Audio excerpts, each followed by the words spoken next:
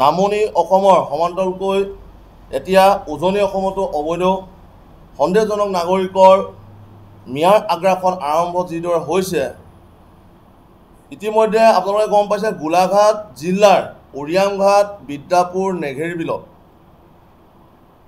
শ শ হাজাৰ হাজাৰ মিয়াই তাত আগ্ৰাসন কৰিছে। এই বনাঞ্চল যি ধ্বংস কৰি তেখেতসকলে যি আগ্ৰাসন কৰিছে, আমি জাতীয় সংগ্ৰামী সেনাই স্পষ্টকৈ কৈছোঁ, এয়া উচ্ছেদ হ'ব লাগে। কাৰণ আপোনালোকৰ মাধ্যমৰ যোগেদি আমি গম পাইছোঁ যে তাত যিসকল বসবাস কৰি আছে, যি বনাঞ্চল, যি আপোনাৰ যি ফৰেষ্ট লেণ্ড আছে, এই বনাঞ্চলবিলাকত অবৈধ যি বংগমূলীয় যিসকল মিয়া মানুহ তাত খেতি কৰি যিসকল আছে, আপোনালোকে গম পায় যে তামোলৰ বাৰীৰ পৰা আদি কৰি যি শিলৰ কুঁৱাৰীলৈকে আজি কাৰ হাতত আছে? যিসকল বংগমূলীয় যি মিয়া তেখেতসকলৰ হাতত আছে। ইতিমধ্যে আমি গম পাইছোঁ যে 3,000, 4,000, 5,000 বিঘা তেখেতসকলে কব্জাত তেখেতসকলে খেতি বাতি কৰি আছে। আৰু ইতিমধ্যে অসমৰ সন্মানীয় মুখ্যমন্ত্ৰীগৰাকীয়ে যি পদক্ষেপ লৈছে, সেই পদক্ষেপক আমি আদৰণি জনাইছোঁ। আৰু এই উচ্ছেদৰ সময়ত আমি জাতীয় সংগ্ৰামী সেনা আমি কাষত থাকিম আৰু উচ্ছেদৰ আমি বিৰোধিতা নহয়, উচ্ছেদ হ'ব লাগে। ঠিক তেনেদৰে সমান্তৰালভাৱে আপোনালোকে যদি চাই গোলাঘাট সমষ্টিৰ যি নেঘেৰিবিল, মেৰাপানী কাষতে যি লাগি আছে নেঘেৰিবিলত, আগতে পূৰ্বতে তাত আমাৰ মিচিং সম্প্ৰদায়ৰ যিসকল লোক আছিল তাত বসবাস কৰি আছে। ইতিমধ্যে আপোনালোকে গম পায় যে আমি জাতীয় সংগ্ৰামী সেনাই আমি আগতেও স্থানীয় বিধায়কসকলক আমি অৱগত কৰি আহিছিলোঁ যে তাত সন্দেহজনক যিসকল লোক আছে তেখেতসকলক উচ্ছেদ কৰিব লাগে।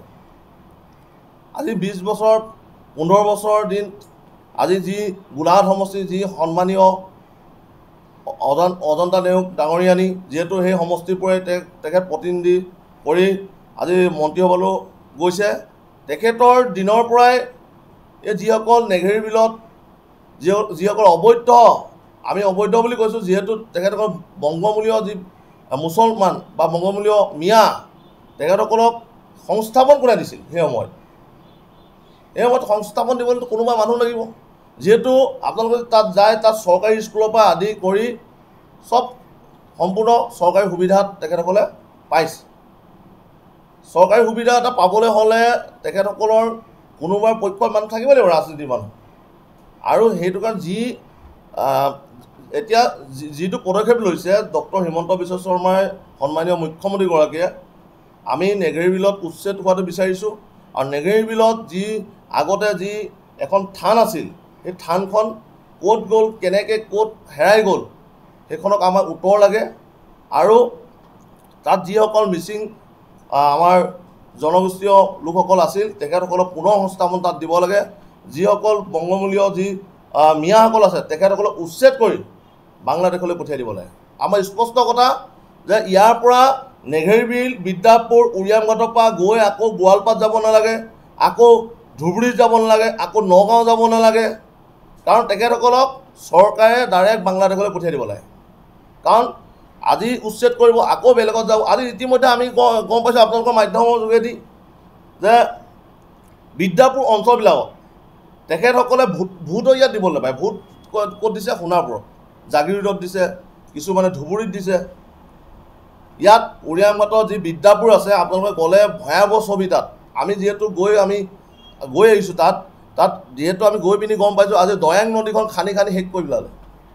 দয়াং নদীখন যিবিলাক শিল অবৈধভাৱে শিল খনন কৰি তেখেতসকলে অবৈধভাৱে খনন কাৰ্য আগৰ পৰাই চলাই আছে। আৰু এই কাৰ্যক অতি শীঘ্ৰে বন্ধ কৰিব লাগে, খনন কাৰ্য বন্ধ কৰিব লাগে। আমাৰ স্পষ্ট কথা যে যিসকল তাত দয়াং নদীখন দয়াঙৰ যি বুকুত যি শিল খান্দি আছে তেখেতসকলক উচ্ছেদ কৰিব লাগে। আৰু লগতে যি হাজাৰ হাজাৰ ভূমি যি বেদখল কৰি আছে তেখেতসকলক উচ্ছেদ কৰি বাংলাদেশলৈ পঠিয়াব লাগে। আজি আপোনালোকে চাওক, বিদ্যাপুৰত আপোনালোকে যাবলৈ ভয় কৰিব। মিয়াসকলৰ যি বংগমূলীয় মিয়া, আমাৰ খিলঞ্জীয়া মুছলমানৰ কথা কোৱা নাই, মিয়াসকলৰ যিটো ভাষা, যিটো শব্দ আপোনালোকে বুজিয়ে নাপাব। সিহঁতৰ জোৱানত কি বগা আমি নিজে বুজি নাপাওঁ। আপোনাক মাৰি দিম বুলি ক'লে আপুনি তাত বাচি আহিব নোৱাৰে। এইবিলাক অঞ্চল তেনেকুৱা। আজি লাহে লাহে তাত মাদ্ৰাছা স্কুল বনাবলৈ গৈ আছে, লাহে লাহে তাত মছজিদ হৈছে।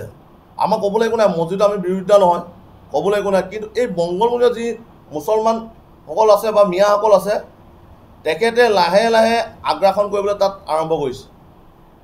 আজি তাত 10টা 15টা ল'ৰা ছোৱালী জন্ম কৰি বংশবৃদ্ধি কৰি আজি তেখেতসকলে এখন ডাঙৰ গাঁও বনাবলৈ চেষ্টা কৰিছে। আজি প্ৰথমে তাত আপোনাক কৈছে 2জন, তাৰপাছৰ পৰা হ'ল 5জন, তাৰপাছৰ পৰা হ'ল 20জন, তেনেকৈ সম্পূৰ্ণ এই যোনখন বিদ্যাপুৰ আৰু উৰিয়ামঘাট এই অঞ্চলবিলাক অকল বংগমূলীয় মিয়াসকলে আগ্ৰাসন কৰি আছে।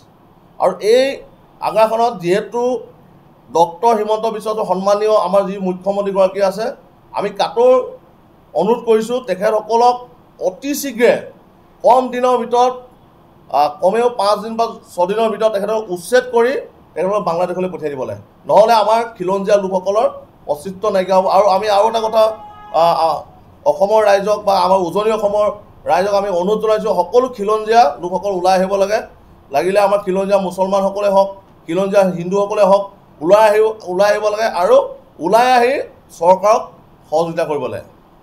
আমাৰ প্ৰথম কথা।